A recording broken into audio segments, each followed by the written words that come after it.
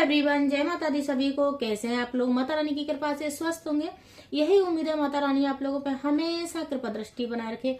आइए जानते हैं हिंदू धर्म के अनुसार माता तुलसी का जो महत्व है उसको किस प्रकार से हमें माता तुलसी को जल देना चाहिए, माता तुलसी को किस दिशा में लगाना चाहिए, माता तुलसी का जो दीपदान करते हैं उसका क्या फल है, पूजा पाठ जो नित्य पूजा पाठ का धर्म नियम ले रखा है वो किस प्रकार से करते हैं। बहुत लोगों को नहीं पता होता है, नियम ले लेते हैं फिर भी रिजल्ट उल्टा आता है।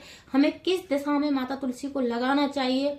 और जैसे हिंदू शास्त्र के अनुसार माता तुलसी माता लक्ष्मी का रूप है और इन भगवान विष्णु इनके तुलसी दल के बिना भोग भी ग्रहण नहीं करते हैं।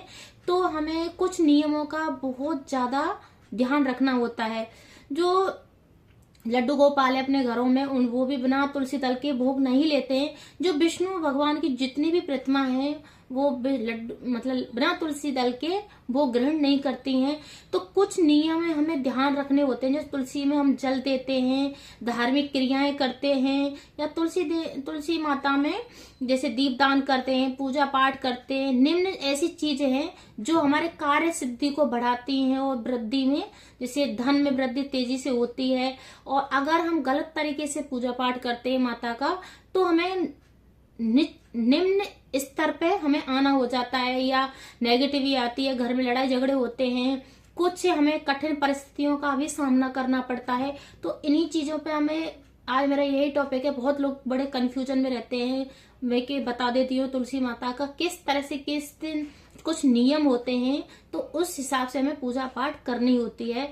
तो सबसे मैंने हमें अपने घर का माहौल ठीक करने के लिए या घर में अपने धन वृद्धि के लिए हमें किस तरह से माता तुलसी का पूजा पाठ करनी होती है। तो बहुत लोग जैसे नित्य प्रतिदिन की पूजा पाठ का नियम लेते हैं, नियम भी होते हैं बहुत, 1 साल का नियम लेते हैं, डेली नित्य चाहे कुछ भी हो जाए माता तुलसी का पूजा पाठ बिल्कुल भी नहीं छोड़ते हैं। तो जो नित्य पूजा पाठ करते हैं तो वो भगवान जैसे माता तुलसी का रविवार को बिल्कुल भी पूजा पाठ मतलब मन में करना है पर उनको छूना नहीं है, जल भी नहीं देना है। जो नियम ले लेते हैं उनके बारे में, और जो नहीं लेते उनको भी नहीं करना है। इस बात का विशेष ध्यान रखना है कि रविवार तुलसी माता का दिन नहीं होता है और सूर्य भगवान का दिन होता है। अगर हम माता तुलसी को छू लेते हैं या कोई कारणवश जल दे देते हैं हमको बहुत बड़ा पाप लगता है। तो इस पाप से बचने के लिए हमें माता तुलसी में जल नहीं देना है रविवार को, और ना तुलसी का जो पत्ते होते हैं वो बिल्कुल भी नहीं तोड़ने चाहिए। बहुत लोग क्या करते हैं सूर्यास्त होने के बाद भी तुलसी कभी भी तुलसी जल तोड़ रहे हैं, कभी भी तुलसी को तोड़ लेते हैं। तो कभी भी तुलसी का भी ध्यान रखना होता है कि तुलसी दल हमें सुबह नहा धोकर ही तुलसी को तोड़ा जाता है। एक साथ में ज्यादा तोड़ ले, 11 दिन तक तुलसी के पत्ते बासे नहीं माने जाते हैं और उन पत्तों को धुल के किसी कॉटन के कपड़े में बांध के रखने से भी एकदम ताजा बने रहते हैं। तो इस प्रकार से हमें तुलसी माता का विशेष ध्यान रखना होता है, तभी हमें पॉजिटिव रिजल्ट मिलते हैं। और जैसे बहुत लोगों को जैसे जल देते हैं तो वो वैसे ही जल दे देते हैं, उनको कुछ मंत्रों का भी ध्यान रखना होता है। कुछ माता के जैसे जल देने के कुछ नियम भी होते हैं तो उनका भी विशेष ध्यान रखना होता है। और जैसे हमें माता तुलसी को किस दिशा में लगाना होता है इस बात पे भी बहुत लोगों का बहुत ज्यादा कंफ्यूजन में बने रहते हैं लोग। तो सबसे मेन चीज होता है माता तुलसी को दक्षिण दिशा की तरफ कभी भी नहीं लगाना चाहिए। अगर दक्षिण दिशा की तरफ माता तुलसी को लगाते हैं तो यम का वास होता है। यम मतलब यम की दिशा होती है, यम दोष उत्पन्न होता है तो वो अपने परिवार के लिए हानिकारक होता है।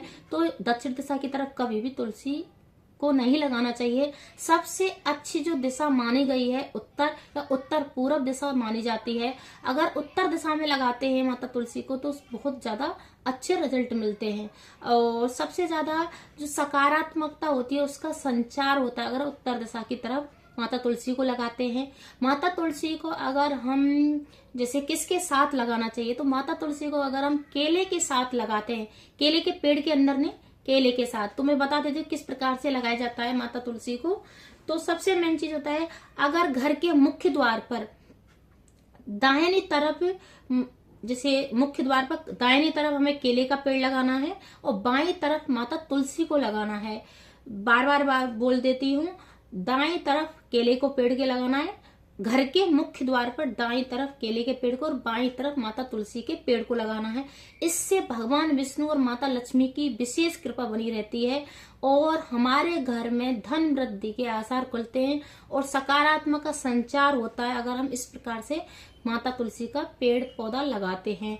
वैसे हिंदू शास्त्र के अनुसार हर घर में माता तुलसी का पेड़ लगाया जाता है। बहुत कम ऐसे घर होंगे जिनके घर में माता तुलसी का पेड़ नहीं होता है। अगर जिसके घर में पेड़ नहीं है तो वो उसको लगा लेना चाहिए। माता तुलसी का पेड़ का विशेष महत्व होता है। जिस घर में माता तुलसी का पेड़ रहता है वो घर हमेशा हरा भरा रहता है और बहुत घरों में माता तुलसी का पेड़ नहीं उत्पन्न हो पाता है तो उस घर में जैसे नेगेटिविटी या उसका ध्यान रखना होता है, जैसे नाली के पास लगा देते हैं या गंदे हाथों से छू लेते हैं या हम गंदा पानी डाल देते हैं, बासा पानी डाल देते हैं, तब भी माता रुष्ट हो जाती है और उस घर में कभी भी माता नहीं लगती हैं। तो इस चीज का भी ध्यान रखना है कि हमें अपने सकारात्मकता को बढ़ाने के लिए गंदे हाथों से नहीं छूना है, नहा धोकर माता तुलसी को छूना है, दीपदान जरूर करना है, पूजा पाठ जरूर करनी है। अगर हम अपने घर में लगा रहे हैं तो पूजा पाठ और दीपदान जरूर करना होता है माता तुलसी का। अब आता है कि बहुत लोग ये भी जैसे शाम के टाइम पे तुलसी को तोड़ लेते हैं और जैसे घर में हमारे में लड्डू गोपाल जी हैं, भगवान की विष्णु की प्रतिमा है तो उनमें भोग लगाते हैं तो भगवान विष्णु मतलब बिना तुलसी के भोग नहीं ग्रहण करते हैं। तो शास्त्रों के अनुसार शाम को कभी भी तुलसी दल नहीं तोड़ा जाता है। तो हमें दोपहर सुबह नहा धोकर ही तुलसी को तोड़ ले, ज्यादा तोड़ ले और कॉटन के कपड़े में हम भिगो के उसको रख सकते हैं। तो 11 दिन तक बासी पत्ते नहीं माने जाते हैं। और सबसे नीचे जैसे माता तुलसी में हम जल देते हैं तो जल का भी नियम होते हैं। बहुत लोगों को नहीं पता होता है कि हमें किस बर्तन से माता तुलसी में जल देना होता है। तो कभी भी बासा जल नहीं देना चाहिए। बर्तन मैं आपको बता देती हूँ, माता तुलसी में स्टील और लोहे के बर्तन से कभी भी जल नहीं देना चाहिए। इससे नेगेटिव ये आती है और घर में नकारात्मकता का प्रवेश करती है और हमारे घर की धीरे धीरे ऊर्जा खत्म होती है और जैसे माता रुष्ट हो जाती है उस चीज से। तो हमें जल देने के कुछ नियम होते हैं, जैसे तांबे का बर्तन से जल दे सकते हैं या पीतल के बर्तन से जल दे सकते हैं। अगर ये भी आपके पास नहीं है तो मिट्टी का बर्तन बहुत शुद्ध बर्तन माना जाता है, तो हम मिट्टी के बर्तन से भी जल दे सकते हैं माता तुलसी में और उससे भी हमारे घर की जो ऊर्जा है जो वो सकारात्मकता को संचार करती है तो वो बहुत अच्छा माना जाता है। पर जो स्टील का जो बर्तन होता है वो भी लोहे का ही बर्तन माना जाता है। तो स्टील के बर्तन से कभी माता तुलसी में जल नहीं देना चाहिए, जिससे हमारे धन की हानि हो, नकारात्मकता का प्रवेश हो। इस चीज का विशेष ध्यान देना है कि हमें कौन से बर्तन से माता तुलसी में जल देना है। तो वैसे आप लोगों के समझ में आ गया होगा। मैंने बहुत चीजें और भी क्लियर करना चाहती हूँ पर बहुत ज्यादा बड़ी वीडियो हो जाएगी। माता तुलसी के जो नियम होते हैं बहुत ज्यादा नियम होते हैं और उनको रखना अच्छे से होता है।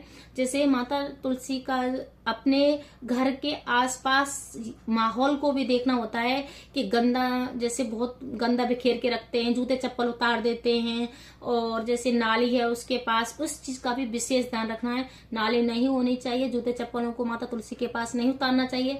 अगर हम पूजा पाठ कर रहे हैं तो तुलसी माता से दूर चप्पल जूतों को उतार कर ही पूजा पाठ करनी चाहिए उनका। और बच्चे छूते ना, तोड़े नहीं, कोई भी मतलब उनका ध्यान रख रखा विशेष ध्यान रखना होता है। और माता तुलसी जैसे माता लक्ष्मी का रूप है तो जैसे माता हरी भरी रहती हैं उसी हिसाब से हमारा घर भी हरा भरा रहता है और हमारे घर में ऊर्जा का संचार होता रहता है। बोला जाता है कोई भी कष्ट पीड़ा हमारे घर पे आती है तो माता तुलसी अपने ऊपर ले लेती हैं, तब हमारे घर पे मतलब उसका प्रभाव नहीं पड़ने देती हैं। तो बहुत लोगों को सुना होगा माता तुलसी पहले से ही सूखने लग जाती है। जिस घर में कोई विपदा आने वाली है, दुख संकट आने वाला है, माता तुलसी सबसे पहले अपने ऊपर ले लेती हैं। अगर मेरी वीडियो अच्छी लगे तो लाइक करें, शेयर करें, कमेंट करें, सब्सक्राइब करें और हरि हर महादेव जरूर लिखे। जय माता दी, सभी को जय माता दी।